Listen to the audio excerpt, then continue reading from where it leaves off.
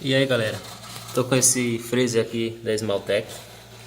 Ele é um freezer, deixa eu ver o modelo aqui, EFH 350 litros. Freezer muito bom. Tô aqui na casa do cliente. Ó, o problema desse freezer é esse barulhinho. Tá vendo? Esse barulhinho nojento que incomoda às vezes até pra pessoa dormir de noite.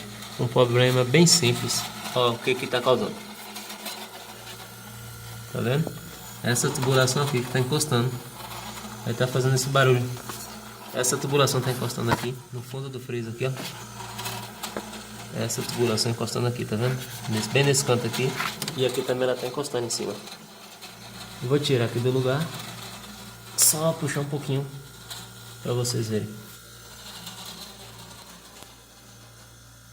Desde o primeiro dia que eu liguei ele tinha esse barulho. Aí galera, tá vendo?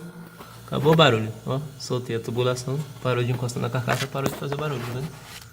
Inclusive o cliente falou que desde quando comprou ele novo, porque esse freezer aqui é novinho, nunca foi mexido. Acabou o barulho do freezer. Eu tô pagando a prestação. Valeu galera, é isso aí. Um vídeo bem simples, bem rapidinho. Mas vocês que tiver algum tipo de problema, o cliente reclamando de barulho aqui, ó. Essa tubulaçãozinha aqui encostando. Valeu!